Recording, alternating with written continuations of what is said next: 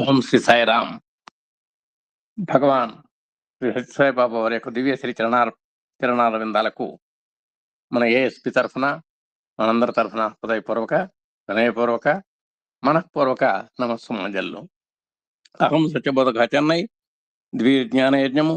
ఈ దివ్య జ్ఞాన యజ్ఞ సుదీర్ఘ సారథులైన మన ప్రియతములు, ఆప్తులు, ఆత్మీయులైన శ్రీ మల్లెల లక్ష్మణ గారికి, వారి ధర్మపత్ని శ్రీమతి మల్లెల వరలక్ష్మి గారికి నేటి కార్యక్రమ శుభారంభం సందర్భంగా వారికి మనందరి తరఫున శుభాభివందనములు.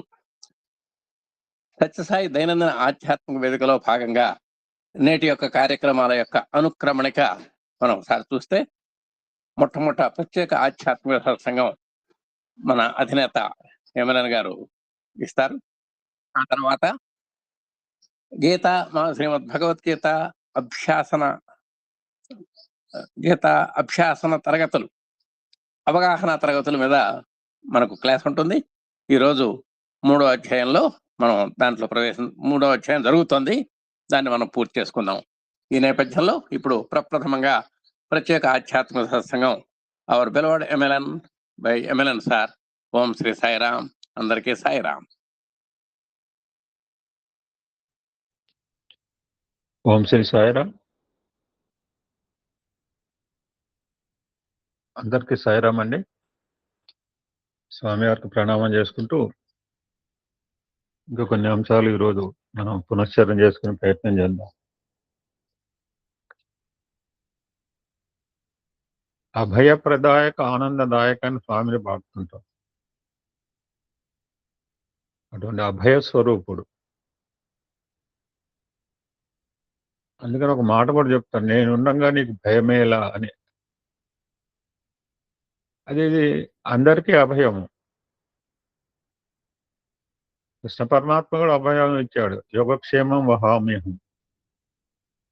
It's common to everybody.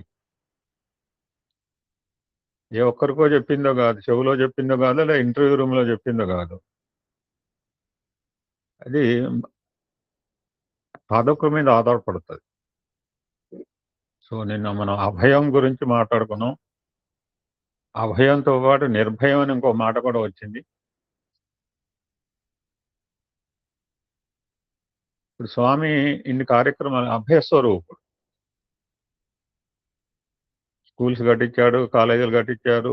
Purnachandra పుల్లంత hall కట్టినప్పుడైతే నాకు బాగా తెలుసు. మన ఎండకి వర్షం ఉందని చెప్పి మన గురించి కట్టించాడు. నేనేమన్నా పొర్లటానికా డొల్లటానికా అన్నారు సందర్భంలో.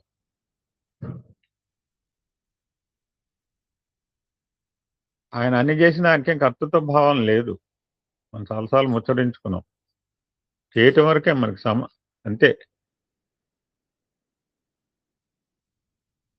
సో అభయ స్వరూపులకి వస్తువులేందు అభిమానం కానీ, దేహం ముందు అహంకారం కానీ ఉండదు కించిత్.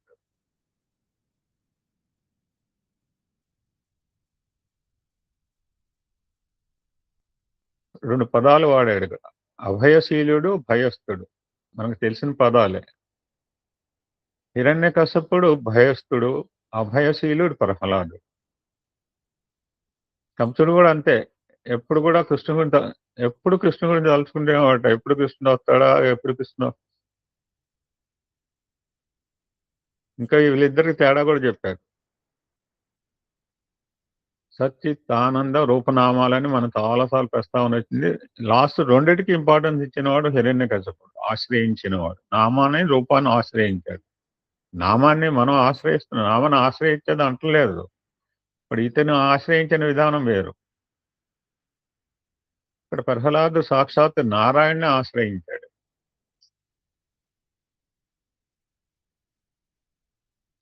అదే చదువు నేర్పు, సెటరైడ్ చేయమని చెప్పి ఆ గురువుల దగ్గర పంపిస్తే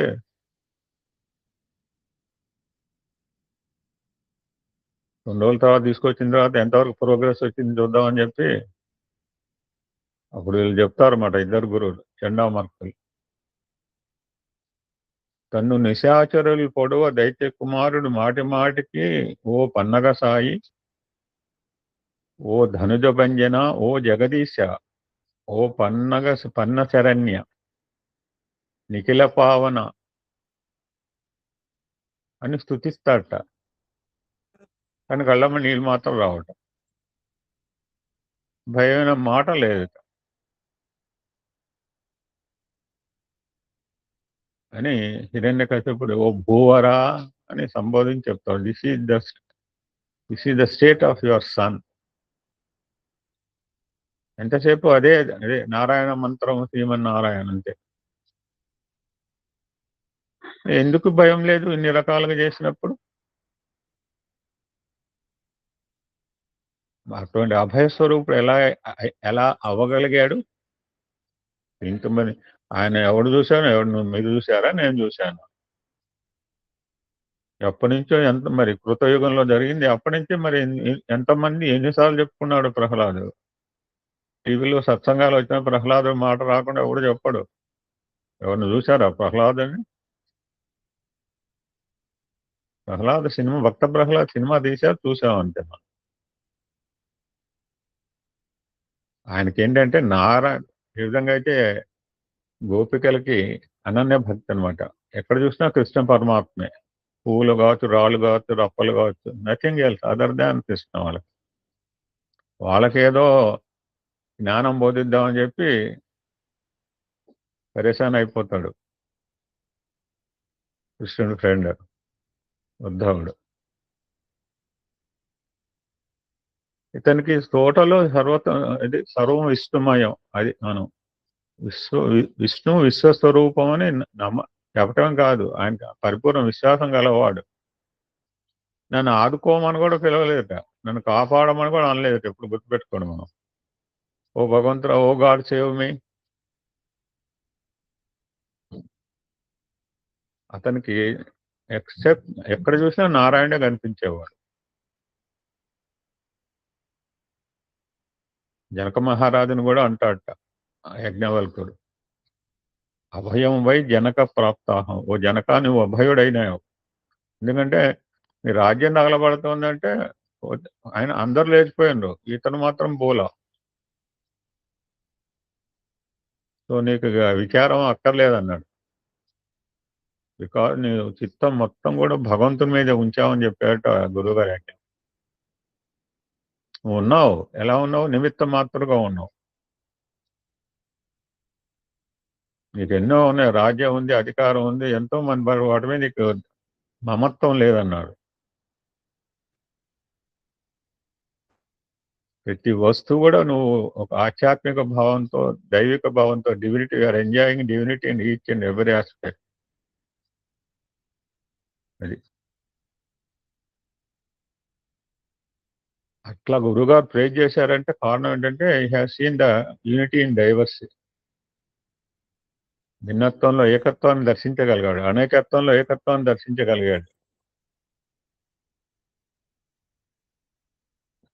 ప్రహ్లాదుడు ఏ విధంగా అంటే అభయ స్వరూపుడు అయ్యాడో, ఇప్పుడు నువ్వు కూడా అభయ స్వరూపుడు అన్నారు వాళ్ళ గురువు గారు.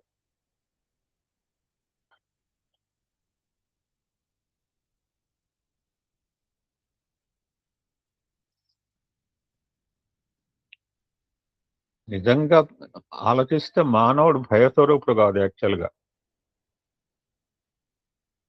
ఇంకా మానవత్వము అంటే మానవాని పదంలో మానవత్వం ఉంది. మానవత్వం అంటేనే దివ్యత్వం అని అర్థం ఇవ్వబడింది.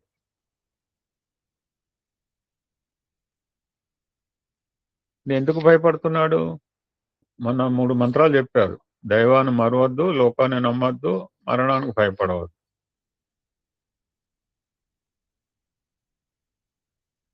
మా దగ్గర ఒక ఆయన ఉన్నారు, ఇటువంటివి ఉంటే ముందే ఉంటాడు అతను. జనరల్గా మనం దూరంగా ఉంటాం డెత్ రిలేటెడ్ వాటికి. ఒకతను ముందే ఉంటాడు అతను. పెళ్ళిళ్ళు, పేరెంట్ అందరు రారు. ఇప్పుడు నువ్వు ఇన్వైట్ చేస్తే అందరు రారు మన కార్యక్రమం. ఏం కోటేశ్వరరావు గారు ఆలోచిస్తారు సవాళ్ళకి పోదామా వద్దని చెప్పి. ఆయన చెప్పాడు ఆఫీసర్, నేను ఇటువంటి కార్యక్రమం మిస్ చేయను, నాకు వండర్ అనిపించింది.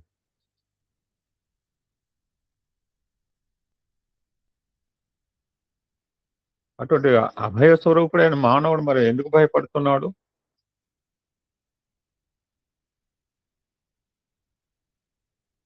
అభయత్వం అనేది మేరు పర్వతం అనేది.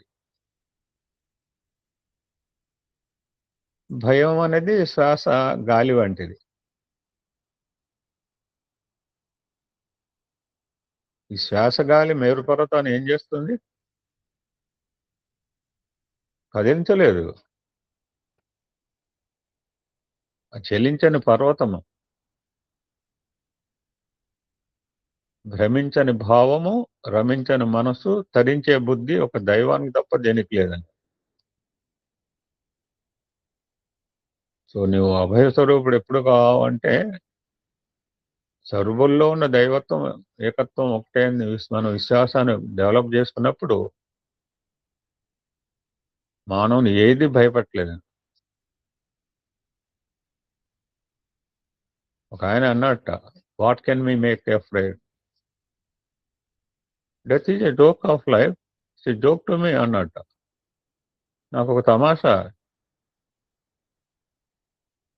ఎందుకంటే ఇది పాంచభౌతికమైన దేహం.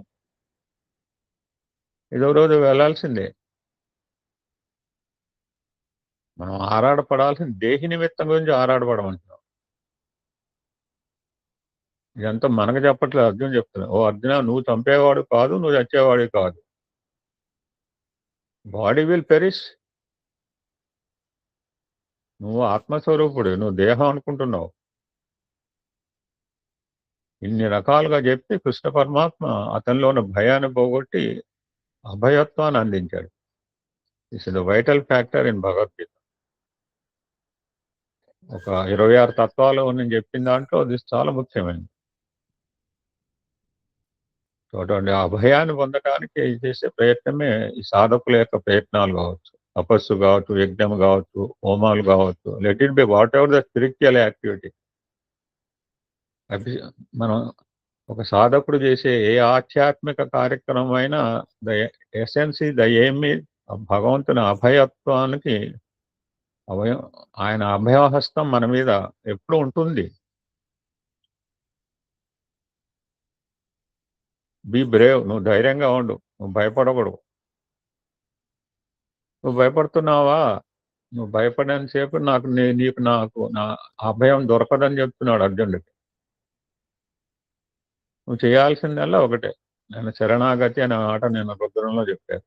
క్లచ్ లాంటిదని చెప్పి, మామేకం శరణం రజ, నన్ను శరణు, then I will look after everything to you. మామ చెప్తారు, నాకు అప్పచెప్పను మీ పనులని,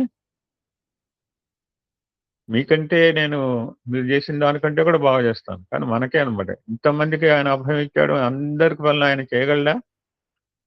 అందరి పనులు ఆయన చేయగలడు. ఓన్లీ థింగ్ మనం ఆయనకు అప్పచెప్పాలంటే. అయితే మనం చేస్తున్నావా ఇది? రోజు సత్సంగా మీరు చేస్తున్నారా, నేను చేస్తున్నాను? ఇంకెవరికైనా అప్పచెప్పమంటారు? ఎవరికి అప్పచెప్పాలి? అప్పచెప్పింది ఆయనకు అప్పచెప్పిన. అది ఎవరికి అప్పచెప్పాలి? ఎవరికి అప్పచెప్తే ఎవరైనా బిజీ ఏదో ఒక రోజు, ఆయనకు అప్పచెప్పినాం అంతే.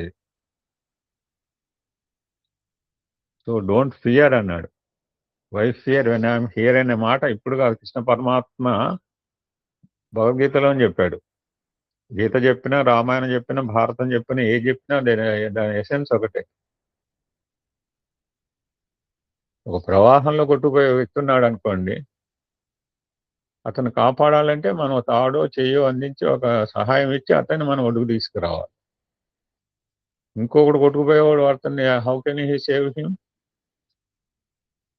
కామరాజు గారి మాట గుర్తున్న రోజు తాపత్రయ పడిపోయాడు. ఆ రోజు జాయిన్ కాలేకపోతున్నాడు. క్లిక్ చేస్తే ఎన్నోసార్లు జాయిన్ అయ్యాడు. ఆ లింక్ నొక్కలేకపోతున్నాడు. ఏదో జరుగుతోంది, మనం ఇక్కడ చూస్తున్నాం, ఎవరో హెల్ప్ చేస్తున్నారు, వాడన్నాడు, వీడన్నాడు, దొందే అన్నాడు. ఒక ప్రవాహంలో కొట్టుకుపోయే వ్యక్తి ఇంకొక ప్రవాహంలో కొట్టుకుపోయే ఇద్దరు కొట్టుకుపోతారు. సో గట్టును పట్టుకోవాలి. ఆ గట్టు అనేది దైవత్వం. ఆ గట్టే అభయం. జీవితం ఉంది కదా అని సంతోషించి మరణానికి భయపడకూడదు. ఎంతోమంది చూస్తున్నాం మనం, రకరకాల భయాలు ఉన్నాయట లోకంలో, కానీ మరణ భయం చాలా ఎక్కువగా ఉంటుంటారు. వాడు గొప్ప ధైర్యం కావచ్చు, మహాజీలు కావచ్చు, మహాధనికుడు కావచ్చు, సూర్యుడు కావచ్చు, వీరుడు కావచ్చు, ఈ మాట అంటే దద్దరిల్లిపోతాడు.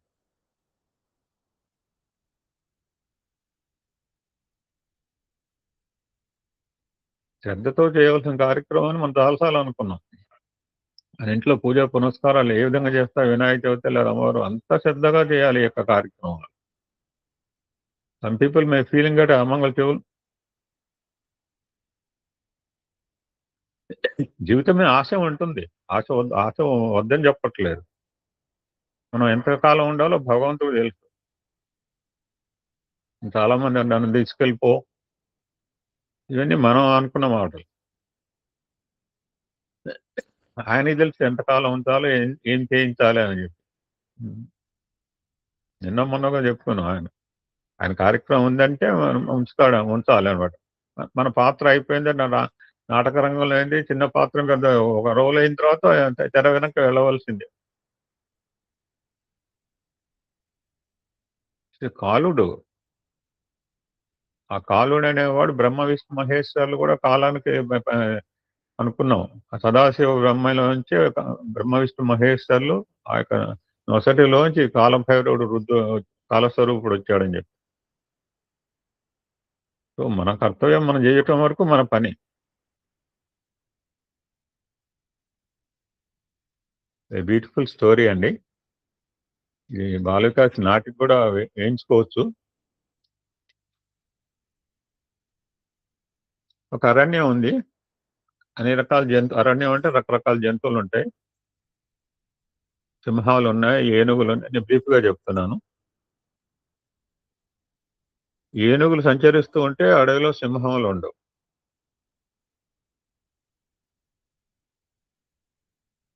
అడవిలో సింహం మొదలుకొని నక్క, కుక్క వరకు సమస్త ప్రాణులు సంచరిస్తూ ఉంటాయి.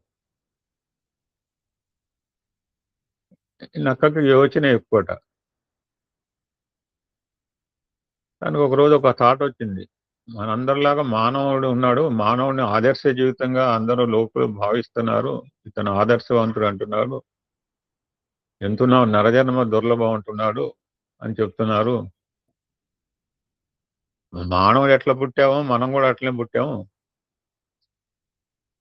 తల్లి గర్భం నుంచి పుట్టామంటే ప్రతిదీ కూడా ఒక జంతువే. మరి మానవుడు కూడా జంతువు అనే పేరు పెట్టుకోకుండా మానవుడు అనే పేరు ఎందుకు పెట్టుకున్నాడు? మనకంటే అతను ఏంది గొప్ప? నరుల కంటే వానరులు మేరన్నారు. They helped Ramachandramurthy. ఒక నరుడు తీసుకెళ్ళిపోయాడు. వాళ్ళకంటే మనమేం తీసిపోయినాం. సో ఈ విధంగా డిస్కషన్ మొదలైంది. బ్యూటిఫుల్ స్టోరీ చిన్న కథలో ఉంటుంది.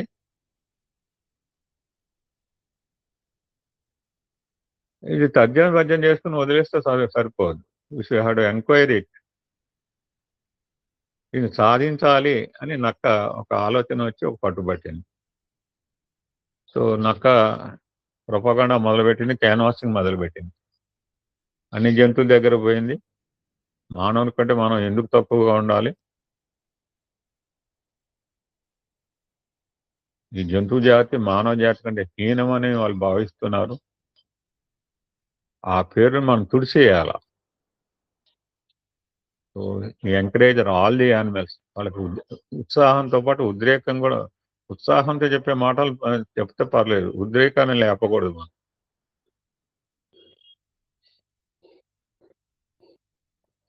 శరీర పుష్టి గల ఏనుగు కావచ్చు, మోగరాజైన సింహం కావచ్చు, లీస్ట్ బట్టి అయిన నక్క, కుక్కలందరికీ టామ్ వేయించి చెప్పింది. సో దే అరేంజ్ ఒక మహాసభ. అందరూ కలిసి ఒక సభను ఏర్పాటు చేసుకోవడానికి నిర్ణయించుకున్నారు. ఆ సభకు ఒక పేరు కూడా పెట్టారు, చతుష్పాద మహాసభ అని. సో ఫలానా రోజు ఫలానా టైంలో అందరూ కూడా ఈ సభలో పాల్గొనాలని చెప్పింది. So what is the agenda of the meeting? ఒక మీటింగ్ అవుతుంటే ఎజెండా, ఇప్పుడు మనం పెద్ద పెద్ద కార్యక్రమాలు చూస్తుంటాం. ఎవరు ఎక్కడ ఏం చేయాలో వాళ్ళు మాత్రమే చేస్తుంటారు. ఇంక్లూడింగ్ సత్యసాయి కావచ్చు, మీరు పెద్ద పెద్ద ప్రోగ్రామ్ చూడండి. మేము చాలా పెద్ద ప్రోగ్రామ్ చూసాం. ఎవరు ఎంతసేపు మాట్లాడాలో అంతసేపు మాత్రమే మాట్లాడారు అక్కడ. పెద్ద ఆయన కావచ్చు, తల నెరిసిన ఆయన కావచ్చు, కోటీశ్వరుడు కావచ్చు. How much time he had to speak, he spoke on the dais. So ఎజెండాతో పోతే కార్యక్రమం మనకు we are going with particular agenda every day.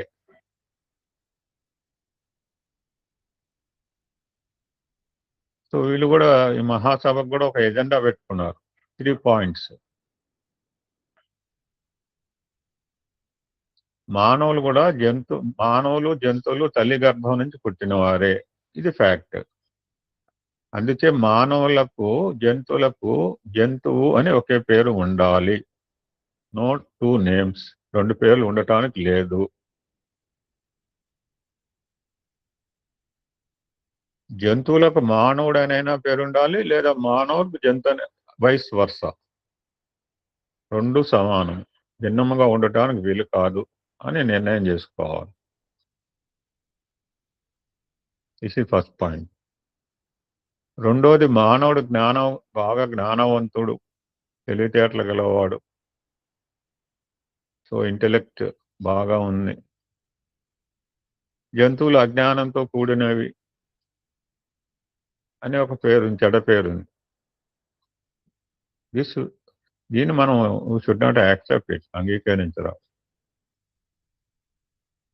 మనకున్న జ్ఞానం మనం చెప్పుకుంటూ వచ్చాడు, మనకి లిమిటేషన్స్ ఉన్నాయి, వినటానికి కానీ చూడటానికి కానీ. కొన్ని జీవరాశులకి లిమిటేషన్స్ లేవు. మనకంటే వింటాయి, మనకంటే చూస్తాయి. అంత మాత్రాన అని వాటిని తక్కువ చేయటం కాదు, ఎక్కువ చేయటం కాదు. ఎందుకంటే మనం జాగ్రత్త మాట్లాడేది. మనం గడ్డిపోతేనే తృణీకరించకూడదని రుద్రం చెప్పినప్పుడు ఏ జీవరాశిని కూడా మనం తప్పుగా చేయగలం. సో ఈ మీటింగ్ ఏదైనా చెప్తున్నాను, నేను చెప్పాను కదా, స్వామి చెప్తున్నాడు, బహుశా అర్జునుడు చెప్పుంటాడు, కృష్ణ పరమాత్మ. మనకున్న జ్ఞానం కంటే మానవునికి ఏమంత అధికంగా ఉంటుండాలి?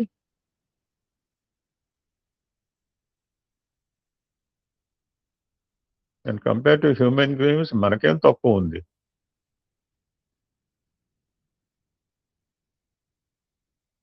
గజఈత పేరు మనం అంటుంటాం, గజ తెలివి, నక్కజిత్తులు, యాన్యువల్ పేర్లు కొన్ని కొటేషన్స్ అవి పెడుతుంటాం మనం. సింహ గర్జన.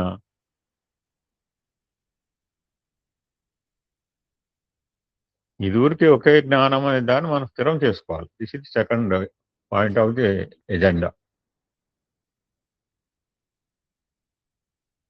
ఇక థర్డ్ పాయింట్కి వస్తే, మనకు నోరు లేదు, ఆవు కూడా అంబా అని పిలిస్తే మనం కూడా అమ్మ అని పిలుస్తాం.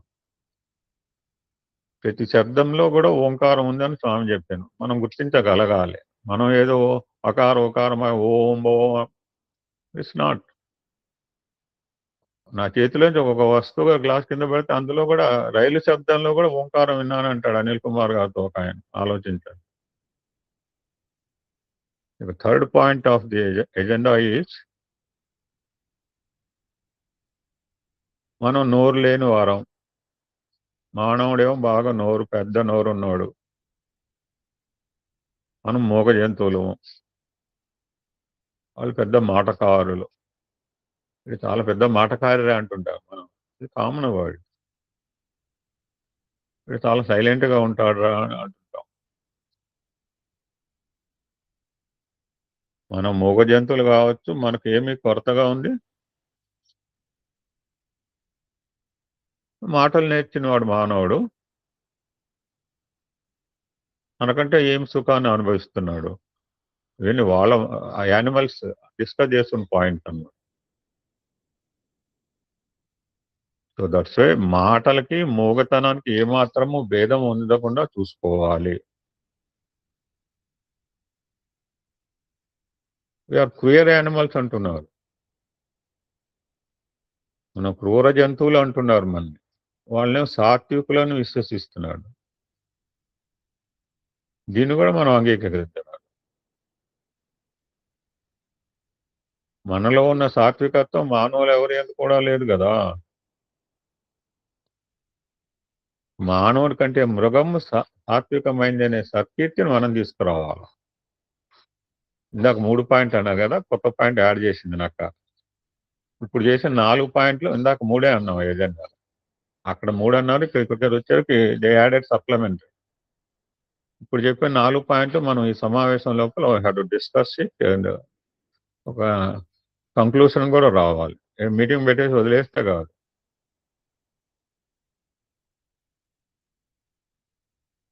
మరి మీటింగ్ నడవాలంటే ఒక అధ్యక్ష స్థానం ఉండాలి కదా.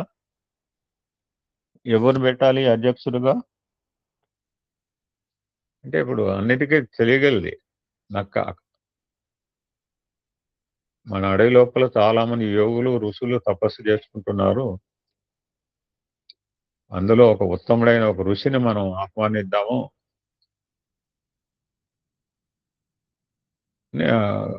ఆ నక్క ఋషి దగ్గరికి వెళ్ళి, స్వామి మేము జంతు రాజ్యంలో చతుష్పాద మహాసభ అయిన గొప్ప సభను జరుపుకుంటున్నాము, దయచేసి దీనికి మీరు అధ్యక్షత వహించాలి అని కోరింది. యోగి అంటే సర్వభూత సమానత్వం కలిగిన వాడు, ఎదిగిన వాడు గనక ఈ యాక్సెప్టెడ్, తప్పకొస్తా అన్నాడు.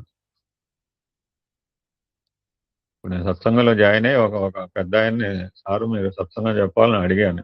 ఆయనకి ఏం రెస్పాండ్ ఇచ్చాడు చూడాల. తప్పక వస్తానంటాడు. మనం పిలిస్తే ఏఎస్పీకి ఎవరా అని అంటారు.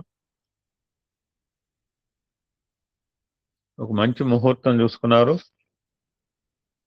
సభను ప్రారంభించుకున్నారు. పెద్ద విశాలమైన మైదానం, మొత్తం అడవిలో ఉన్న చిన్న చిన్న చిన్న పిపీలు కాదు, అదంత నుంచి ఏనుగు, చిన్న చిన్న జంతువులు మొదలుకొని పెద్ద జంతువుల వరకు, తల్లిదండ్రులు మొదలుకొని మునిమానవుల వరకు అన్ని ప్రయాణమే.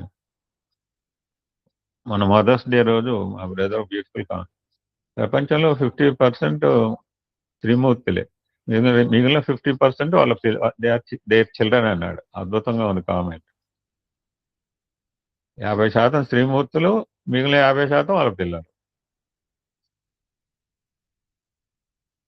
మంచి కళకళలాడిపోతుంది మీటింగ్, కిలకలా నవ్వుకుంటున్నాయి.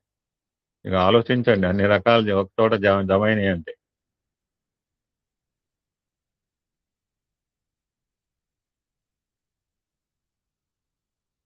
ఈ యొక్క సమూహాన్ని అంతటికి కూడా అధ్యక్ష స్థానం మీద గౌరవము విశ్వాసము ఉంది కనుక ఆ ఋషికి ఉన్నతమైన ఆసనం ఏర్పరిచినాయట. జంతువులైనా చూడండి. అదేవిధంగా అధ్యక్షుని పక్కన సింహానికి ఉన్నత స్థానం అమర్చినాడు. సింహ పక్కన మన కుర్చీ వేస్తే మనం కూర్చుంటామా?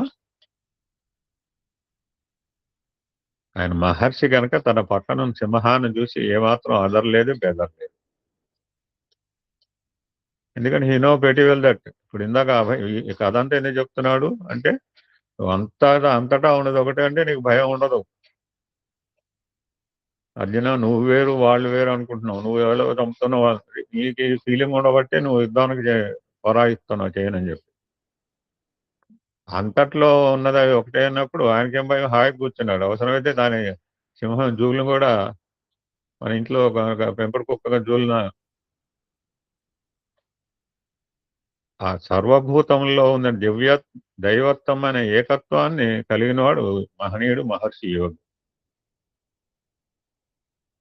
అతనిలో అభయత్వం ఉంది, భయత్వం లేదు.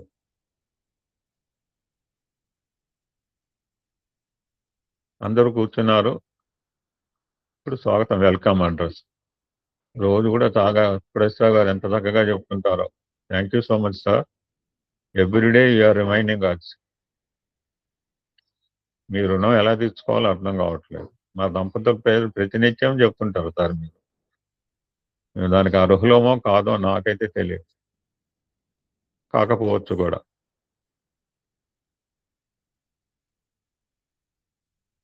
ఎవరు వెల్కమ్ అడ్రస్ చెప్పాలంటే ఎవడు పడితే వాడు చెప్తే కుదరదు. ఈ మహాసభకి ఒక సెక్రటరీ పెట్టుకున్నారు, నక్క. సో దట్ నక్క స్టార్టెడ్ ది వెల్కమ్ అడ్రస్.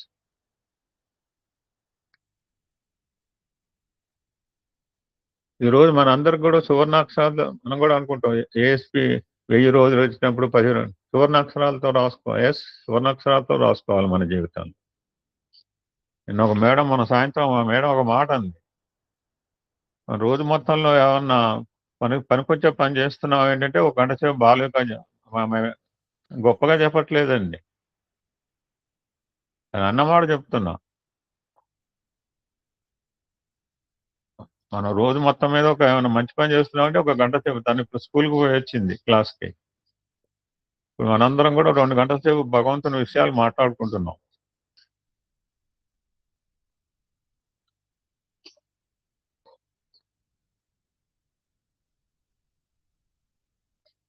ఇన్ని రోజుల పాటు ఈ సత్సంగం సాగుతుందని ఎవ్వరూ ఊహించలేరు. ప్రారంభం నుంచి చారి గారు మీరేమైనా ఊహించారా? నాకైతే నాకు తెలియదు సార్. చారి గారు మాట్లాడండి. చారి గారు మీరు ఊహించారా? పార్వతమ్మా నువ్వు ఊహించావా? ఎవరు మాట్లాడట్లేదు. ఫస్ట్ డే నుంచి ఉన్నవాళ్ళు ఎవరు? సాయిరామన్నయ్య, నువ్వు ఊహించావా ఇన్ని రోజులు సాగుతుందని? లేదన్నయ్యా, లేదు. ఆ మాట చెప్పడానికి ఏమైంది? అది ఈ నక్క మొదలుపెట్టింది. ఈ రోజు మన అందరికి కూడా సువర్ణాక్షరాలతో లిఖించవలసిన దినం.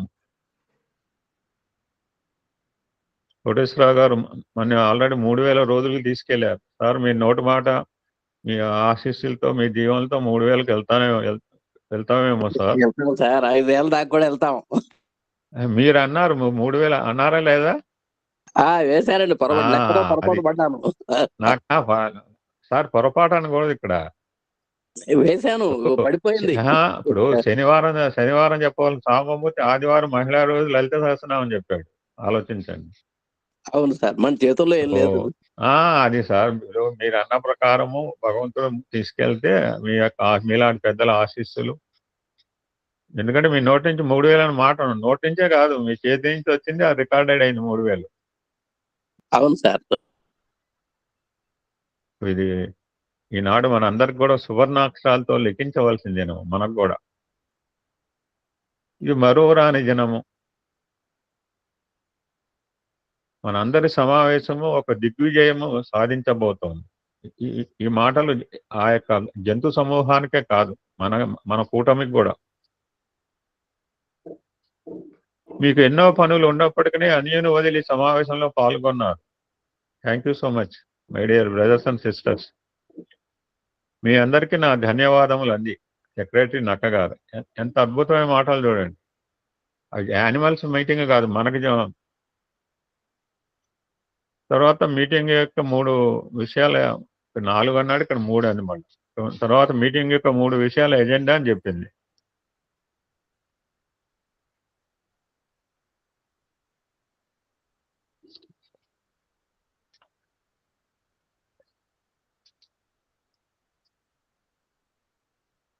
I think very big story.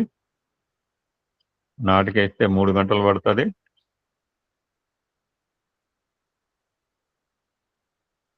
So meeting యొక్క ఎజెండాని చెప్పింది నక్క.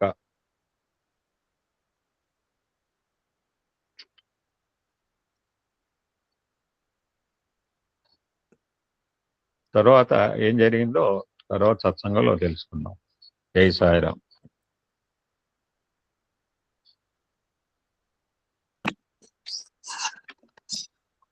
ఓం శ్రీ సాయిరామ్. ఏమనుకోకుండా మధ్యలో ఆపేసాను సార్. కథ పెద్దది sir. It will take lot of time. మీ ప్రోగ్రామ్ కూడా ఉంది కదా. దిస్ ఈ ది ఎజెండా. ఇది ఎజెండా ప్రకారం వెళ్తాం అంటే ఇది అనమాట. ఓం శ్రీ సాయిరామ్. భగవాన్ దివ్యాశీస్సులతో మనం అంతా కూడా ఏఎస్బిలో మన అధినేత దంపతుల యొక్క అపరూప కార్యక్రమ రూపశిల్పంలో మనం శ్రీమద్ భగవద్గీత అవగాహన తరగతుల మీద ఉన్నాం. ముందుగా గీతను గురించి 2 వాక్యాలు, గీతాచార్యుని గురించి 2 వాక్యాలు మనం తెలుసుకున్నాం. ముందర గీతను గురించి తెలుసుకుంటే మూకం కరోతి వాచాలం పంగుం లంఘయతే గిరిం యత్కృపా తమహం వందే పరమానంద మాధవం అన్నాడు. యత్కృప, ఎవరి కృప అయితే, అంటే ఎవరి యొక్క కృపా కటాక్ష వీక్షణాల వల్ల మూకం కరోతి వాచాలం, ఏమాత్రము మాట్లాడలేనటువంటి వాడు, కేవలం సైగలతోటే కాలక్షేపణ చేసేవాడు, ఏ అవసరాలైనా సైగలతోటే అడిగేవాడు, ఆయన మనం మూగవాడు అంటాం జనరల్గా. అలాంటి మూగవాణ్ణి వాచాలంగా తయారు చేస్తోందో ఎవరి యొక్క కృపా కటాక్ష వీక్షణ ప్రభావం, అంటే భగవంతుని యొక్క దయారసం ఒక మూగవాణ్ణి వాచాలుడుగా తయారు చేయొచ్చు. వాచాలుడు అంటే కేవలం మాట్లాడేవాడు కాదు అని అర్థం కాదు. అవసరం ఉన్నవి అవసరం లేనివి ఏడా పేడా మాట్లాడుతుంటారు కొంతమంది. మీరు గుర్తు ఉండే ఉంటుంది. అసలు తనకు పనికొచ్చినా ఎదుటివాడికి పనికి రాకపోయినా, అసలు మన ఉభయులకి పనికి రాకపోయినా కొంతమంది గంటల తరబడి కబుర్లు చెబుతారు. అసలు ఎదుటివాడికి ఉపయోగం లేదు, తనకు ఉపయోగం లేదు, సందర్భం లేదు, సమయము కాదు, గంటలు మాట్లాడతారు. అసలు ఏం మాట్లాడతారో, ఏ సబ్జెక్ట్ మీద మాట్లాడతారో తెలియదు. అలాంటి వాడిని వాచాలుడు అంటారు, వదరుబోతు అంటారు. అలాంటి వదరుబోతుగా తయారు చేస్తుందట భగవంతుని యొక్క కృపా కటాక్ష వీక్షణం గనక తలుచుకుంటే, ఒక నోరు లేనటువంటి వాడిని, సైగలతో కేవలం కాలక్షేపణ చేసేవాడిని వాచాలుడుగా తయారు చేస్తుంది. వాచాలుడు అంటే మంచి మాటల్లో వాడు నిరజాణ అన్నమాట, అలాంటి వాడిగా తయారు చేస్తుంది. అలా భగవంతుని యొక్క కృపారసం అట్లా ఉంటుందండి. ఇంకా రెండోది ఏమిటంటే పొంగుం లంఘయతే గిరిం, అంటే ఆ విధంగా స్వామి యొక్క ఫోల్డ్లో మాటలు రానటువంటి వాళ్ళు కూడా మాట్లాడిన సందర్భాలు మీకు బాగా తెలుసు. పొంగుం లంఘయతే గిరిం, వీల్ చైర్లో ఉన్నటువంటి వాళ్ళని కూడా, చేతిలో కర్రలతో పుచ్చుకున్నటువంటి వాళ్ళని కూడా ఆ కర్రలు తీసేసి నడు అన్న సందర్భాలు కూడా మన లిటరేచర్లో, స్వామి యొక్క తత్వంలో మనకు కనబడుతున్నాయి. అలా కుంటివాడిని లంఘయతే గిరిం, కొండలు దాటేంత, కొండలెక్కి కొండలు దగ్గగలిగినంత శక్తివంతుడిగా తయారు చేస్తుంటండి ఆ భగవంతుని యొక్క కృపారసం. కాబట్టి భగవంతుని యొక్క కృపారసం వల్ల ఒక మూగవాడు వాచాలుడుగా తయారవుతాడు, ఒక కుంటివాడు పర్వతాలను ఎక్కి దిగలుగుతాడు. మామూలు దిగటం కాదు, లంఘయతే అన్నారు. అంటే మంచి 4-5 మెట్లు ఒక్కసారి ఎక్కుతుంటారు, 4-5 మెట్లు ఒకసారి దిగుతుంటారు. మన పిల్లలు మీరు ఎప్పుడన్నా చూసారో లేదో, క్రమంగా దిగరు మెట్ల మీదుగా. 4 గంతుల్లో వచ్చేస్తాడు పై డాబా నుంచి కిందకి. దాన్ని లంఘనం అంటారు. మంచి కుప్పిగా మనం కప్పలాగా అనమాట. అలాంటి పర్వతాన్ని కూడా కుప్పిగంతులు వేసుకుంటూ దిగదగ్గలిగినటువంటి కెపాసిటీకి ఆ భగవంతుడి యొక్క దయ చేస్తుందటండి. అలాంటి భగవంతుణ్ణి అహం వందే, నేను నమస్కరించుతున్నాను. ఇంకా ఆయన ఎట్లాంటి వాట, పరమానంద మాధవం. ఆనందాలు చాలా రకాలు ఉన్నాయి, మన గురువుగారు చెబుతుంటారు అప్పుడప్పుడు 10. అలాంటి వాటిలో పరమానందం చాలా గొప్పది. అంటే అంటే ఇక బాగా తారాస్థాయిలో ఉన్నటువంటి ఆనందాన్ని, బ్రహ్మానందాన్ని పరమానందం అంటాం. అలాంటి బ్రహ్మానంద స్వరూపుడైనటువంటి ఆ శ్రీకృష్ణమూర్తికి నేను నమస్కారం చేస్తున్నాను అని, ఇది మనం కృష్ణస్థుతి అండి. మొట్టమొదటి కృష్ణస్థుతి వచ్చింది వాళ్ళ. ఇప్పుడు గీతను గురించి చెప్పుకుందాం. గీతను గురించి చెప్పుకుంటే, గీతాశ్రయేహం తిష్టామి, గీతా మే చోత్తమం గృహం, గీతా జ్ఞానముపాశ్రిత్య త్రీన్ లోకాన్ పాలయామ్యహం అన్నారు. గీతాశ్రయేహం తిష్టామి, నేను గీతను ఆశ్రయించుకొని ఉంటాను. గీత ఎక్కడుంటుందో మొన్న చెప్పుకుంటున్నాం. గీత ఎక్కడ చదువుతారో, ఎక్కడ చదివిస్తారో, ఎక్కడ వింటారో, ఎక్కడ మననం జరుగుతుంటుందో, ఎక్కడ గీతను గురించి విశ్లేషణ జరుగుతూ ఉంటుందో అక్కడ నేను ఉంటాను అని భగవంతుడు చెప్పాడు. ఆ విధంగా అంటం వల్ల మళ్ళా ఇంకొకసారి ధృవీకరిస్తున్నాడు. గీతాశ్రయేహం తిష్టామి, ఎక్కడ ఆ గీత ఎక్కడైతే ఆశ్రయంగా ఉంటుందో ఆ గీతాశ్రయమైనటువంటి చోటునే నేను కూడా ఆశ్రయంగా తీసుకుంటాను అంటే నేను గీతను ఆశ్రయించి ఉంటాను అన్నాడు. గీతామే చోత్తమం గృహం, నా ఇల్లే, నేను గీతనే ఇల్లుగా కలిగినటువంటి వాడిని, నా యొక్క ఇల్లు ఏమిటాయా అంటే గీత అన్నాడు. అంటే గీత ఎక్కడుంటుందో ఆ మన స్వామి ఎక్కడ ఉంటాడనమాట. అలాంటి గీతా జ్ఞానం ఉపాశ్రిత్య, ఆ గీతలో చెప్పబడినటువంటి సారాన్ని నేను అవగాహన చేసుకొని, అంటే దాని యొక్క తీరుతెన్నుల్ని బాగా జీర్ణం చేసుకొని, అంటే గీతలో చెప్పినట్టుగా చెప్పిన విధంగా త్రీలోకాన్ పాలయామ్యహం, స్వర్గ మర్త్య పాతాళ లోకాలు నేను పరిపాలిస్తుంటాను అన్నాడు. ఇందుట్లో స్వర్గంలో ఉన్నవాడికి చావు లేదు, మర్త్యలోకం అంటారు మందాన్ని. పుట్టిన ప్రతి ఒక్కడు కూడా చనిపోవాల్సిందే. మర్త్యం అంటే మరణం అన్నమాట. మరణ స్వభావం కలిగిన వాళ్ళం కాబట్టి మనం మర్త్యలో అయినాం. అలాంటి ఎర్రజీవ దగ్గర నుంచి ఏనుగు దాకా డిఓబి ఉందంటే డిఓడి ఉన్నట్టే లెక్క, పుట్టుకున్నట్టే ఉందంటే గిట్టుకున్నట్టే లెక్క. ఆ విధంగా మరి మన 3 లోకాలు ఉన్నాయి. ఈ 3 లోకాలను నేను పరిపాలిస్తుంటాను అని ఇది కూడా శ్రీకృష్ణ పరమాత్మ చెప్పినటువంటి మాట అన్నమాట. ఇప్పుడు మనం అసలు శాస్త్రంలోకి వస్తున్నాం. ఈరోజు మనం 3వ అధ్యాయంలో నిన్న 31 వరకు అయినాయండి మనకు. ఆ 31వ ఏమిటో ఒకసారి చదువుకొని మనం ముందుకెళ్దాం.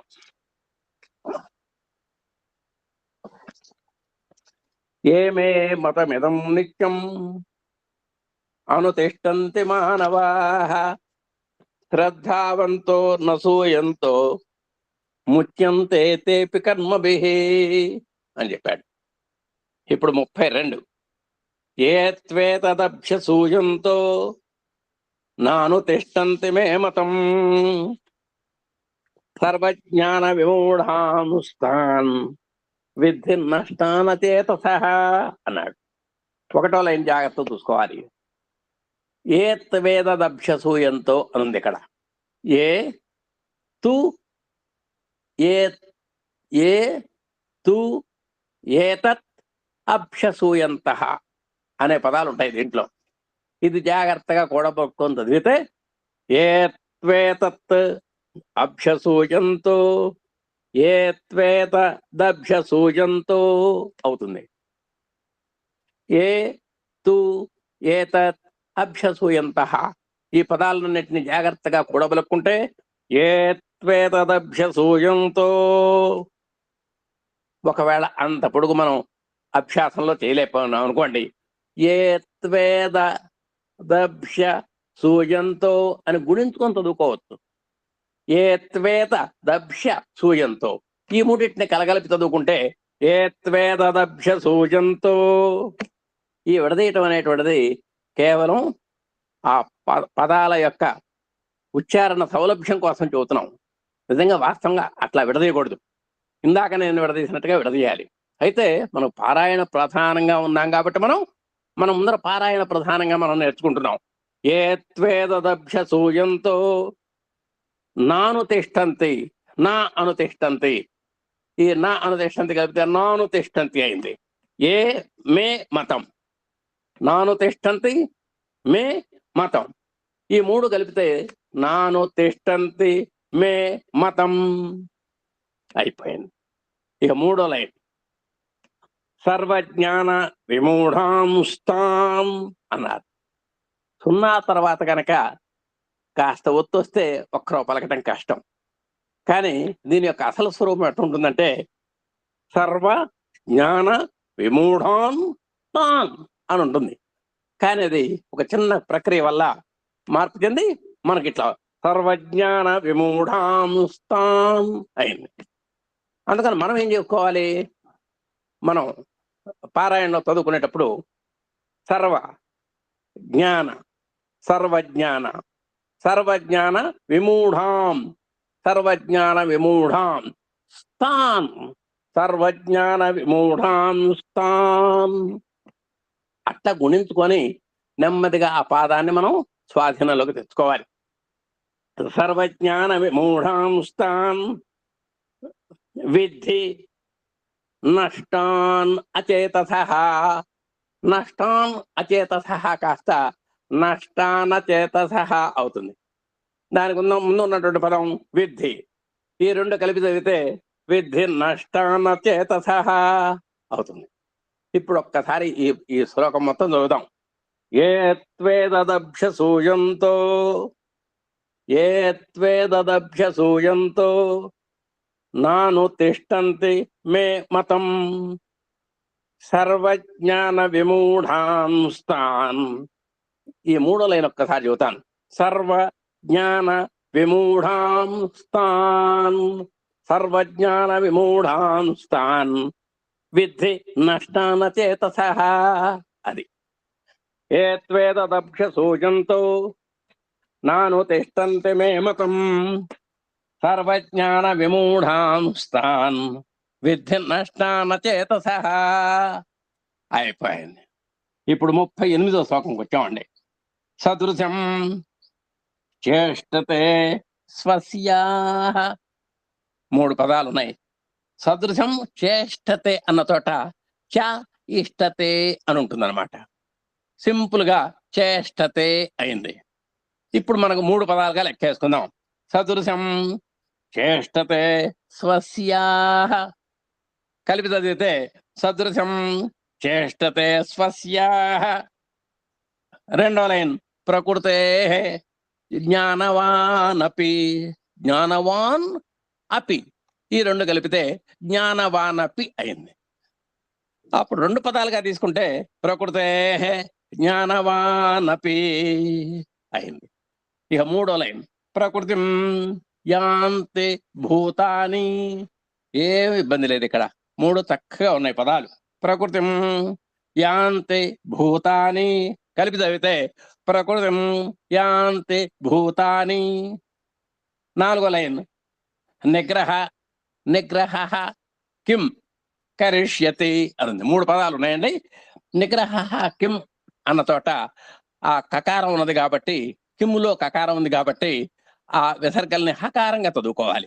నిగ్రహ కిం కరిష్యతి, నిగ్రహ కిం కరిష్యతి అని చదువుకోవాలి. ఇప్పుడు ఒక్కసారి శ్లోకం చదువుకుందాం. సదృశం చేష్టతే స్వస్యాః ప్రకృతే జ్ఞానవానపి. ఇంకొక చిన్న మెళుకు కూడా చేసుకోవచ్చు. బాగా చదవటం అలవాటు ఉన్న వాళ్ళు ప్రకృతేర్ జ్ఞానవానపి అని కూడా చదువుకోవచ్చు. దీన్ని రకారంగా మార్చుకోవచ్చు. ప్రకృతేర్ జ్ఞానవానపి. కొత్త వాళ్ళు మాత్రం ప్రకృతే జ్ఞానవానపి అని చదువుకోవాలి. ప్రకృతిం యాంతి భూతాని నిగ్రహ కిం కరిష్యతి, నిగ్రహ కిం కరిష్యతి. ఇప్పుడు 34వ శ్లోకం వచ్చామండి. ఇంద్రియస్యేంద్రియస్యార్థే రాగద్వేషౌ వ్యవస్థితౌ తయోర్న వశమాగచ్చేత్ తౌ హ్యస్య పరిపంధినౌ. ఇంద్రియస్య ఆర్థే, ఇంద్రియస్య అర్థే ఈ 3 పదాలు కలవటం వల్ల ఇంద్రియస్యేంద్రియస్యార్థే అలా అయిందనమాట. అందుకని మనం పారాయణ నెమ్మదిగా మనం చదువుకునేటప్పుడు ఇంద్రియస్యేంద్రియస్యార్థే అని 3 విడదీసుకొని చదువుకుంటే మనకు అది సులువు అవుతుంది. ఇంద్రియస్యేంద్రియస్యార్థే. రెండో లైన్ రాగద్వేషౌ వ్యవస్థితౌ. పెద్ద కష్టమే లేదు. రాగద్వేషౌ వ్యవస్థితౌ 2 పదాలని పక్క పక్కనే పలికాం. మూడోది తయోర్నవశమాగచ్చేత్. తయోహో న అని ఉంటుందండి. ఈ 2 కలిపితే తయోర్న అయింది. అది అట్ట పెట్టండి. వశం ఆగచ్చేత్, వశమాగచ్చేత్ అయింది. ఇప్పుడు తయోర్న వశమాగచ్చేత్ 2 పదాలుగా తీసుకున్నప్పుడు మనం వాటిని కలిపి చదివితే తయోర్న వశమాగచ్చేత్. 4వ లైన్లోకి వస్తే తౌ హ్యస్య, హ్యాచరన్, నిన్న హ్యాసు ఇట్లా వచ్చినాయి కొన్ని నిన్న పదాలు. ఇక్కడ హి అస్య కాస్త హ్యస్యగా మారింది కాబట్టి తౌ హ్యస్య పరిపంధినౌ. కరెక్ట్ గా 3 పదాలు ఉన్నాయి. ఆ 3 పదాలు మనం కూడబలుకొని చదువుకోవాలి. తౌహ్యస్య పరిపంధినౌ. ఇప్పుడు ఒక్కసారి శ్లోకం మొత్తం చూద్దాం. ఇంద్రియస్యేంద్రియస్యార్థే. ఈ పదం దగ్గరే కాస్త మనం సాధన చేయాలి. ఇంద్రియస్యేంద్రియస్యార్థే రాగద్వేషౌ వ్యవస్థితౌ తయోర్న వశమాగచ్చేత్ తౌహ్యస్య పరిపంధినౌ. ఇప్పుడు మనం 35వ శ్లోకంలోకి వచ్చామండి. 35వ శ్లోకం కూడా చాలా విలువైన శ్లోకం. చాలా మనకు బాగా వంట పట్టాల్సిన శ్లోకం అన్నమాట. శ్రేయాన్ స్వధర్మో విగుణః పరధర్మాత్ స్వనుష్ఠితాత్ స్వధర్మే నిధనం శ్రేయః పరధర్మో భయావహః అని చెప్పారు. ఒకటో లైన్ చూద్దాం. శ్రేయాన్ స్వధర్మ కాస్త స్వధర్మో అయింది, మనకి ఇబ్బంది ఏం లేదు కదా. విగుణ 3 పదాలు చక్కగా ఉన్నాయి. శ్రేయాన్ స్వధర్మో విగుణ కలిపి చదివితే శ్రేయాన్ స్వధర్మో విగుణ అయింది. రెండో లైన్ పరధర్మాత్ బాగుంది, చక్కగా ఉంది పదం. స్వనుష్ఠితాత్ సు అనుష్ఠితాత్ కాస్త ఒక చిన్న సంధి జరిగి స్వనుష్ఠితాత్ అయింది. ఇప్పుడు 2 పదాలు పరధర్మాత్ స్వనుష్ఠితాత్. మూడో లైన్లోకి వస్తే స్వధర్మే నిధనం శ్రేయః. 3 చక్కటి పదాలు. స్వధర్మే నిధనం శ్రేయః. 4వ లైన్ పరధర్మో. పరధర్మ అని పరధర్మో అంటాం. భయావహ 2 పదాలు. పరధర్మో భయావహ అన్నాడు. ఇందాక భయం అంటే గురువు గారు చెప్పారు, భయము అభయం అని చెప్పారు. ఆ భయం ఎట్లాంటిదో చూడండి. ఒక ప్రహ్లాదుడు ఒక ఏనుగును తన మీద నడవటానికి తీసుకొస్తున్నారు, ఏం భయపడలేదు. పర్వతాన్ని నుంచి కిందకి విసిరేశారు, ఏం భయపడలేదు. సముద్రంలోకి విసిరేశారు, ఏం భయపడలేదు. సర్పాలను తీసుకొచ్చి కర్పించడం పోయినారు, ఏం భయపడలేదు. అంటే ఆయనకు భయం లేదు, చిన్న పిల్లవాడైనా సరే. కానీ అదే కంసుడు నిన్న పుట్టిందయ్యా ఒకడు పుట్టాడు నీకు, నిన్ను చంపటానికి అన్నారండి. వాడు ఇంకా కళ్ళు తెరవల, గట్టిగా కళ్ళు తెరవలేదు, పెట్టలేదు. కళ్ళు తెరవనటువంటి ఒక పసిగుడ్డుని ఊహాత్మకంగా తలుచుకొని గడగడ వణికిపోయినాడు కంసుడు. అంటే భయం అంటే ఆ బొడ్డాడు విషయంలో ఎట్లా ఉంది, ప్రహ్లాదుడి విషయంలో ఎట్లా ఉంది, అంత అరివీర భయంకరుడైనటువంటి శత్రురాజులంతా కూడా గడగడలాడతారు కంసుడిని చూస్తే. ప్రకృతి కూడా గడగడలాడుతుంది. రోజు గాలిదేవుడు వచ్చి వాళ్ళ ఇంటి ముందు కళ్ళాపి తల్లి ముగ్గులు వేస్తున్నాడు అంటే ఆ కంసుడు యొక్క పవర్ ఏంటో మీరు తెలుసుకోండి. నరకాసురుడు కానీ కంసుడు కానీ వీళ్ళంతా కూడా ప్రకృతిని అధీనంలో పెట్టుకున్నారు. వాళ్ళు గాలి తగుమాత్రంగా వీయాలి. మీరు ఏసీ పెట్టుకుంటే ఎంత హాయిగా ఉంటుందో అలా వీచాలి. కంసుడికి కానీ నరకాసుడికి కానీ గాలి వీచడం అంటే ఇష్టం వచ్చినట్టు వీస్తే వాళ్ళు ఊరుకోరు. అంత ప్రకృతిని అధీనంలో పెట్టుకున్నటువంటి వాడు గడగళ్ళాడాడండి. నిన్న పుట్టినటువంటి పిల్లాడు పసికందును చూసి భయపడ్డాడు కంసుడు. అది భయం అంటే అట్టుంటుంది. భయం అంటే ఇవాడు ఉండి రేపు పోయేది కాదు. ఇవాడు భయం పోయినా మళ్ళీ రేపు భయం పుట్టుకుంటుంది. కానీ అభయం అట్లా కాదు, ఇక శాశ్వత పర్మనెంట్ మనకు రక్షణ కార్డ్ అనమాట. అదే మన సెక్యూరిటీ గార్డ్ అది మనకు. ఇప్పుడు చూడండి, శ్రేయాన్ సధర్మో విగుణ పరధర్మా స్వనుష్ఠితాత్ స్వధర్మే నిధనం శ్రేయః పరధర్మో భయావహ. చక్కటి శ్లోకం అండి. అంటే నీ యొక్క ధర్మాన్ని నువ్వు పాటించాలబ్బాయి. పరధర్మం అంటే కుదరదు. పరధర్మం కంటే నీ యొక్క ధర్మంలో మరణాన్ని నువ్వు తవి చూసినా సరే అది శ్రేయస్కరము అని చెబుతున్నారు. కాబట్టి ఎవరి యొక్క స్వధర్మాన్ని వాళ్ళు నిర్వర్తించాలి. 35వ శ్లోకం చూస్తున్నాం కదండి. శ్రేయాన్ స్వధర్మో విగుణ పరధర్మా స్వనుష్ఠితాత్ స్వధర్మే నిధనం శ్రేయః పరధర్మో భయావహ. ఇప్పుడు 36 అర్జున ఉవాచ అధకేన ప్రయుక్తోయం పాపం చరతి పూరుషః అనిచ్చన్నపి వార్ష్ణేయ బలాదివనియోజిత అన్నాడు. అథ కేన ప్రయుక్త అయం కాస్త ప్రయుక్తోయం అయింది. ఇప్పుడు ప్రయుక్తోయం అయింది కాబట్టి మనం 3 పదాలు ఉన్నాయి ఇక్కడ. అథ కేన ప్రయుక్తోయం చాలా సులువు చదువుకోవటానికి. అథ కేన ప్రయుక్తోయం. రెండో లైన్ పాపం చరతే పూరుష. ఏం మార్పు లేవు, ఏం విశేషాలు ఏం లేవు ఇక్కడ. 3 కలిపి చదువుకోవటమే.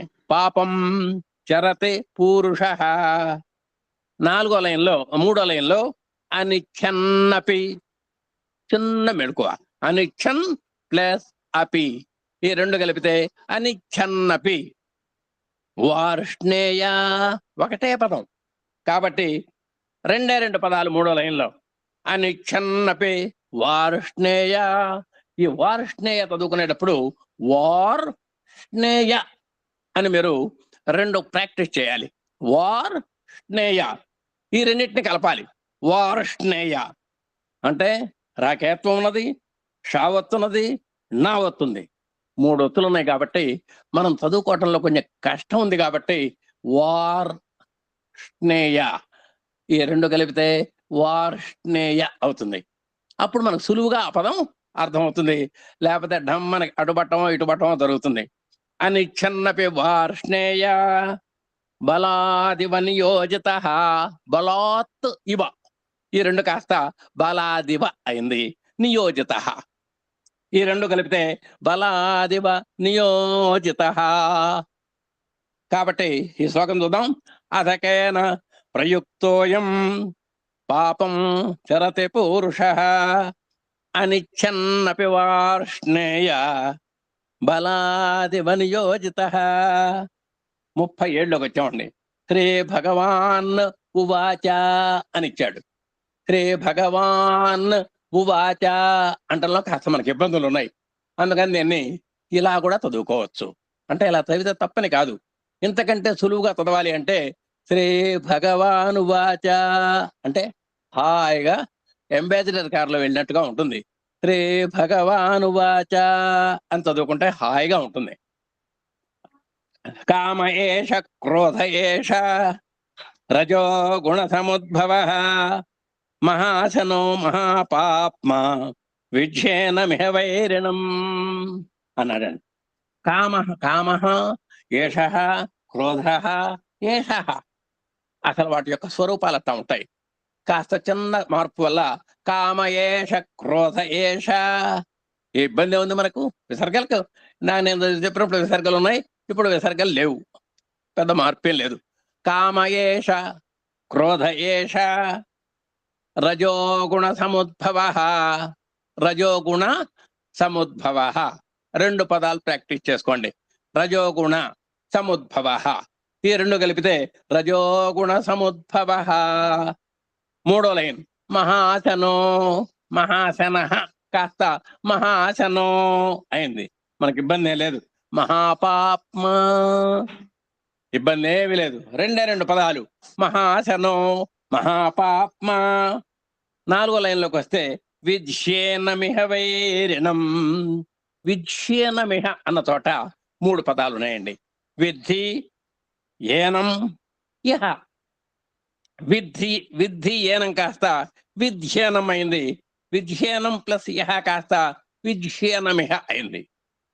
అంటే దీన్ని తెలుసుకోవయ్యా అని అర్థం, అంతకంటే లేదు. విజ్ఞేనమిహ వైరిణం. ఈ శ్లోకం కలిపి చదువుకుంటే కామ ఏష క్రోధ ఏష రజో గుణ సముద్భవ. కొన్ని పుస్తకాల్లో కామ ఏష క్రోధ ఏష అని ఉన్నా కూడా మీకే తప్పు కాదు, చక్కగా చదువుకోవచ్చు, నష్టమేం లేదు. కామ ఏష క్రోధ ఏష రజో గుణ సముద్భవ మహాశనో మహాపాప్మ విజ్ఞేనమిహ వైరిణం. ఈ శ్లోకంలో కాస్త మీకు తిప్పలు పెట్టేటువంటి పదం విజ్ఞేనమిహ. అది విజ్ఞేనం ఇహ కాస్త విజ్ఞేనమిహ అని కాస్త కూడా బలుకొని చదివితే మనకు అర్థమైపోతుంది. విజ్ఞేనమిహ వైరిణం. ఇప్పుడు 38లోకి వచ్చామండి. ధూమేన వ్రియతే వహ్నిః యథాదర్శో మలేన చ యథోల్బేనావృతో గర్భః తథా తేనేదమావృతం అన్నాడు. అమ్మా ఏంటమ్మా? మాస్టరు ఉమ్. వీక్ష్యేనానా విద్యేనానా? విద్ధి ప్లస్ ఏనం. విద్యేనా. విద్ కాదమ్మా, విద్యేన కాదు. కరెక్టే, విద్యేనం. దేవత్ ఉంది, ధావత్ ఉంది, యావత్ విద్యేనం. విద్యేన విద్యేనా. అవును.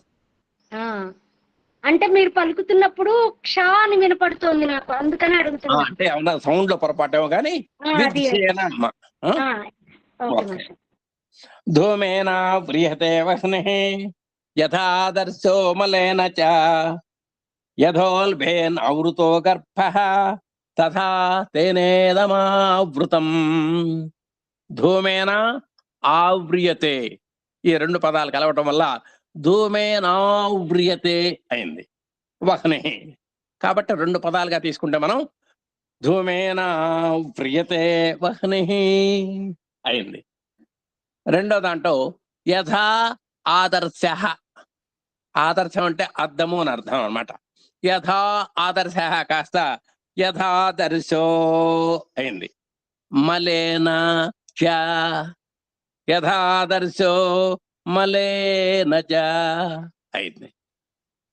మూడో లైన్లో యథోల్బేనావృతో అంది. ఇక్కడ జాగ్రత్తగా గమనించాలి. యథా ఉల్బేన ఆవృత అని అసలు ఉంటాయి పదాలు. యథా ఉల్బేన, ఉల్బము అంటే గర్భిణీ స్త్రీల యొక్క ప్రసవ సమయంలో బిడ్డతో పాటుగా ఉండేటువంటి మాయ అంటారు, మాది అంటారు, దాన్ని ఉల్బము అంటారు. యథోల్బేనావృతో అవుతుంది అనమాట. యథా ఉల్బేన ఆవృత. కొంచెం మార్పు వల్ల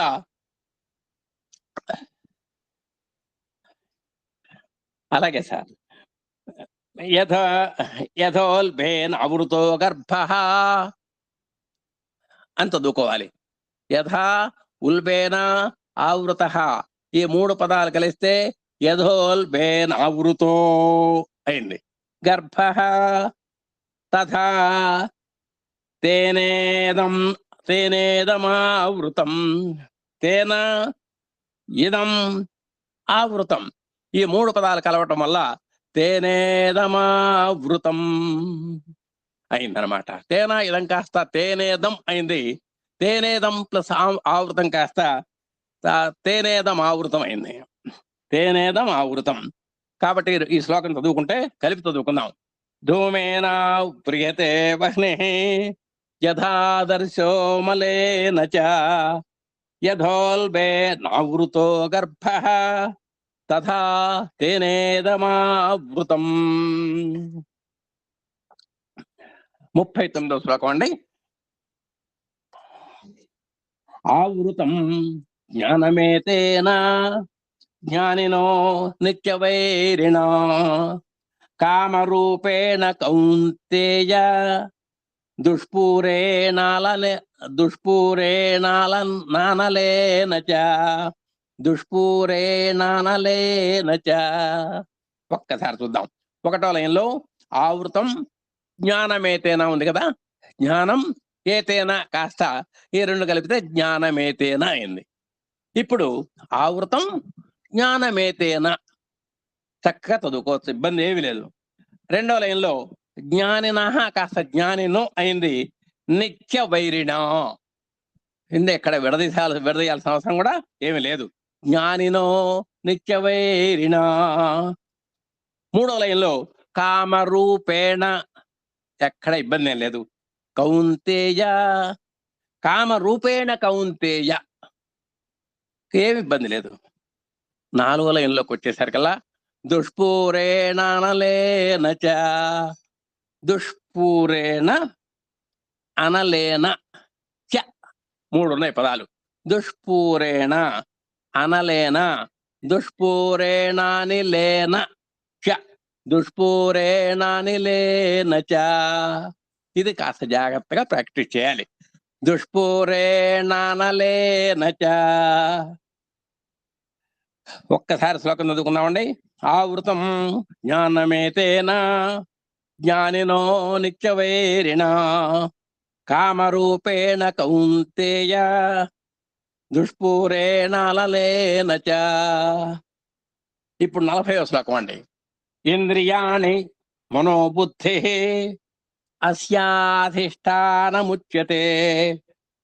ఏతైర్విమోహయత్యేష జ్ఞానమావృత్య దేహినం. కొన్ని పుస్తకాల్లోనండి బుద్ధిరస్యాది అని ఉంటుందండి. అక్కడ మనం ఏం చేద్దామంటే బుద్ధి తోట మనం కట్ చేసుకుందాం. బుద్ధి అన్న తోట విసర్గలు పెట్టుకొని ఆ 2వ లైన్లో ఆతో ప్రారంభిద్దాం. జాగ్రత్తగా గమనించుకోవాలి. కొన్ని పుస్తకాల్లో బుద్ధిరస్యాది అని ఉంటుంది. ఆ రకారాన్ని మనం విడదీసుకుందాం. బుద్ధి విసర్గలు పెట్టుకుందాం. 2వ లైన్లో ఆతో ప్రారంభిద్దాం. ఇప్పుడు ఒకసారి చూసుకోండి. ఇంద్రియాణి మనో బుద్ధి. ఈ లైన్లో మనకు కష్టమైంది ఏమీ లేదు. ఇంద్రియాణి మనోబుద్ధి. 2వ లైన్లో అస్యాధిష్టానముచ్యతే. అస్య అధిష్టానం ఉచ్యతే అనే 3 పదాలు కలవటం వల్ల ఆ పాదం ఏర్పడింది. అస్యాధిష్టానముచ్యతే, అస్యాధిష్టానముచ్యతే అని జాగ్రత్తగా కూడబలుకొని చదువుకోవాలి. 3వ లైన్ ఏతైర్విమోహయత్యేష అనుంది. ఏతైహి విమోహయతి ఏష అని 3 పదాలు కలవటం వల్ల ఇక్కడ మొత్తం మన యూనిట్గా ఎట్లా చదువుకోవాలంటే ఏతైహి విమోహయతి కాస్త ఏతైర్ అయిందనమాట. అక్కడ ఏతైర్విమోహయత్యేష. ఇది కూడా జాగ్రత్తగా మనం గుణించుకొని చదువుకోవాలి. ఏతైర్విమోహయత్యేష జ్ఞానమావృత్య. జ్ఞానం ఆవృత్య కలిపితే జ్ఞానమావృత్య దేహినం.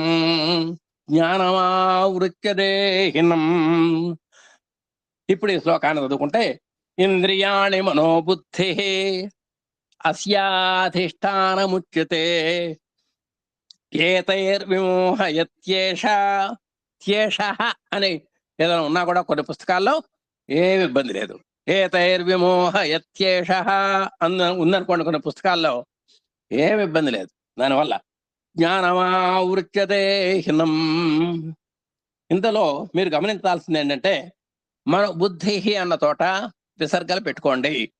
2వ లైన్లో ఆ ర అనేటువంటి దానికి బదులుగా ఆతో ప్రారంభించండి. అది మీరు కొత్త ఏదైనా పుస్తకాల్లో మార్పు ఉన్నటువంటి వాడు చేసుకోవాల్సిన పని.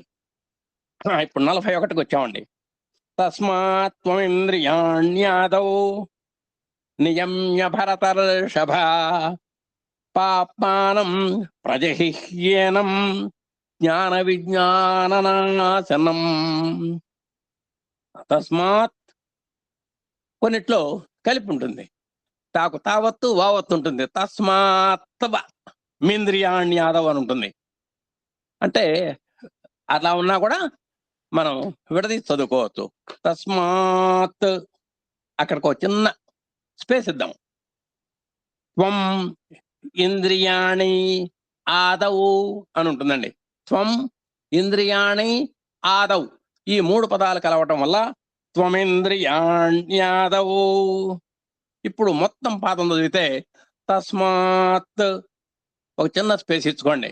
తస్మాత్ త్వమింద్రియాణ్యాదవు కలిపి చదివినా ఇబ్బంది లేదు. ఏదన్నా కొంచెం ఇబ్బంది అనిపిస్తే తస్మాత్ త్వమింద్రియాణ్యాదవు. 2వ లైన్ నియమ్య భరతర్షభ. నియమ్య బాగానే ఉంది. ఈ భరతర్షభ అన్న తోట చిన్న మెడుకో చూడండి ఎంత చమత్కారం ఉంటుందో. భరత వృషభ అని విడదీసి ఉంటుంది. మీరు విని ఉంటారు. మహా ఋషి కాస్త మహర్షి అవుతుంది. రాజ ఋషి కాస్త రాజర్షి అవుతుంది. బ్రహ్మ ఋషి కాస్త బ్రహ్మర్షి అవుతుంది. అలాగే ఇది కూడా భరత వృషభ కాస్త భరతర్షభ అయింది. మీకు ఏం కంగారక్కర్లేదు. అంటే ఆ అర్జునుడికి మంచి టైటిల్ ఇచ్చారు. ఓ చోట భారత అన్నాడు, అంతటితోటి సరిపోలా. ఇప్పుడు భరత ఋషభ అన్నాడు. అంటే నువ్వు పాండవుల్లో కల్లా సాటి లేని మేటివయ్యా అని ఆ పొగిడేటువంటి సందర్భంలో ఆ వృషభ అనేటువంటి పదం వాడారు. నియమ్య భరత ఋషభ, పలకటంలో ఏం ఇబ్బంది లేదు. నియమ్య భరత ఋషభ పాప్మానం ప్రజహిహ్యేనం. పాప్మానం బానే ఉంది, ప్రజహి బానే ఉంది.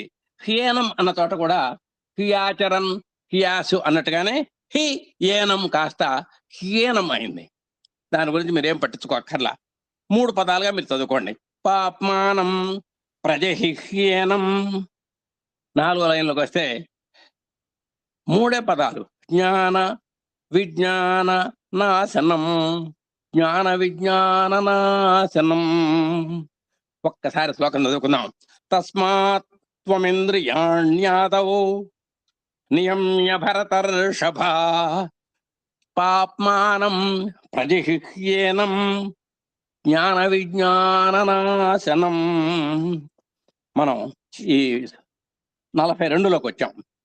ఇంద్రియాణి పరాణ్యాహు ఇంద్రియేభ్య పరం మనః మనసస్తు పరా బుద్ధి యో బుద్ధే పరతస్తు సహా. ఇందుట్లో పెద్ద ఏం క్లిష్టం లేదు.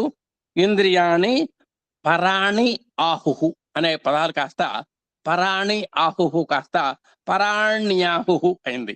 మనకేం ఇబ్బంది లేదు. ఇప్పుడు 2 పదాలు అనుకుందాం కాసేపు. ఇంద్రియాణి పరాణ్యాహుహు, ఇంద్రియాణి పరాణ్యాహుహు. 2వ లైన్ ఇంద్రియేభ్య పరం మనః. ఏ ఇబ్బంది ఉంది? ఇంద్రియేభ్య అన్న చోట పక్కనే పకారం ఉంది కాబట్టి ఆ విసర్గల్ని హకారంగా మార్చుకుందాం. ఇంద్రియేభ్య పరం మనః, ఇంద్రియేభ్య పరం మనః. 3వ లైన్ మనసస్తు, మనసహ తు కాస్త మనసస్తు అయింది. మనసస్తు అనేది ఒకే పదంగా అనుకుందాం మనం. మనసస్తు పరాబుద్ధి. ఈ 3 కలిపి చదివితే మనసస్తు పరాబుద్ధి. 4వ లైన్ యో యహ కాస్త యో అయిందనమాట. బుద్ధే పరతస్తు. ఇందాక మనసస్తు అన్నాడు, మనసహ తు కాస్త మనసస్తు అయినట్టే ఇక్కడ కూడా పరతహ తు కాస్త పరతస్తు అయిందనమాట. యో బుద్ధే పరతస్తు ఒకే పదం అనుకుందాం. యో బుద్ధే పరతస్తు సహా. ఇక్కడ కూడా బుద్ధే అన్న చోట విసర్గలు ఉన్నాయి కాబట్టి, పక్కనే పకారం ఉన్నది కాబట్టి హకారంగా మార్చుకుంటే యో బుద్ధే పరతస్తు సహా. ఇప్పుడు ఒక్కసారి శ్లోకం చూద్దాం. ఇంద్రియాణి పరాణ్యాహు ఇంద్రియేభ్య పరం మనః మనసస్తు పరాబుద్ధి యో బుద్ధే పరతస్తు సహా. ఒకవేళ ఎవరి పుస్తకంలోనైనా సరే బుద్ధిర్యో అని ఉందనుకోండి, ఈ 3వ లైన్కి 4వ లైన్కి మధ్యలో బుద్ధిర్యో అని ఉండొచ్చు కొన్ని పుస్తకాల్లో. ఉన్నప్పుడు ఏం చేద్దామంటే ఆ బుద్ధి అన్న తోట విసర్గలు పెట్టుకొని 4వ లైన్లో యో బుద్ధే అని స్టార్ట్ చేసుకుందాం. అప్పుడు మనకు పారాయణకి హాయిగా ఉంటుంది. ఇంద్రియాణి పరాణ్యాహు ఇంద్రియేభ్య పరం మనః మనసస్తు పరా బుద్ధి యో బుద్ధే పరతస్తు సహా. మనం చివరి శ్లోకానికి వచ్చాం. ఏవం బుద్ధే పరం బుద్ధ్వా సంస్తభ్యాత్మానమాత్మనా జహి శత్రుం మహాబాహో కామరూపం దురాసదం. 1వ లైన్ చూద్దాం. ఏవం బుద్ధే పరం బుద్ధ్వా. ఏ మార్పులు లేవు, మనం ఉన్నది ఉన్నట్టు చక్కగా చదవటమే. ఏవం బుద్ధే పరం బుద్ధ్వా. అయితే మనం ఒక్క మెళుకు పాటించాల్సింది ఏంటంటే బుద్ధే తర్వాత పకారం ఉన్నది కాబట్టి దాన్ని కాస్త హకారంగా మార్చుకుంటే ఏవం బుద్ధే పరం బుద్ధ్వా. మళ్ళా ఒక్కసారి చూతాను. ఏవం బుద్ధే పరం బుద్ధ్వా. 2వ లైన్లోకి వచ్చాం. సంస్తభ్య ఆత్మానం ఆత్మనా. 3 పదాలు ఉన్నాయి ఇక్కడ. ఈ 3 పదాలు ఒకే పదంగా మారిపోయినాయి. సంస్తభ్య ఆత్మానం ఆత్మన ఈ 3 పదాలని కలిపితే సంస్థభ్యాత్మానమాత్మన సంస్థభ్యాత్మానమాత్మన అని చదువుకోవాలి. 3వ లైన్ జేహి శత్రుం మహాబాహో. చక్కగా ఉన్నాయి పదాలు, ఏం మార్పేం లేదు. జేహి శత్రుం మహాబాహో. 4వ లైన్లో 2 పదాలు కామరూపం దురాసదం. కామరూపం దురాసదం. ఒక్కసారి శ్లోకం చదువుకుంటే ఏవం బుద్ధే పరం బుద్ధ్వా ఏవం బుద్ధే పరం బుద్ధ్వా సంస్థభ్యాత్మానమాత్మన. 2వ లైన్లో చాలా జాగ్రత్తగా ఉండాలి. సంస్థభ్యాత్మానమాత్మన జహి శత్రుం మహాబాహో కామరూపం దురాసదం. ఓం తత్సత్ ఇది ఓం తత్సదితి అనుంది. మనం నోరు తిరగకపోతే ఓం తత్ సత్ ఇతి అని కూడా చదువుకోవచ్చు, ఏం ఇబ్బంది లేదు. ఓం తత్ సత్ ఇతి ఇదంతా కలిపితే ఓం తత్సదితి అవుతుంది. ఒకవేళ నోరు తిరిగింది అనుకోండి, ఇలా కూడా చదువుకోవచ్చు. శ్రీమద్ భగవద్గీతాసు సూపనిషత్సు అన్నాడు అక్కడ.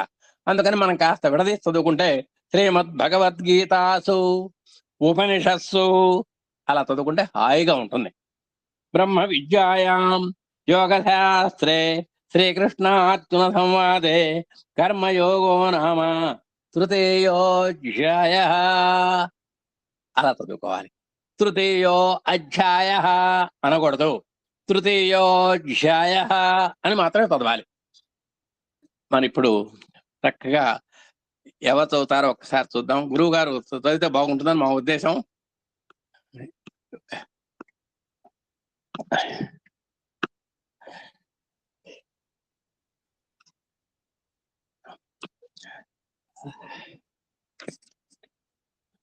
ఓం శ్రీ సాయిరాం. ఈరోజు ఈ గీతా క్లాసు నిర్వహణకు స్వామి యొక్క ఆశీస్సులకి, మన అధినేత దంపతుల యొక్క శుభాకాంక్షలకు, మీ అందరి యొక్క శుభాశీస్సులకు హృదయపూర్వక ధన్యవాదాలు, కృతజ్ఞతాభివందనములు. ఓం శ్రీ సాయిరాం. అందరికీ సాయిరాం.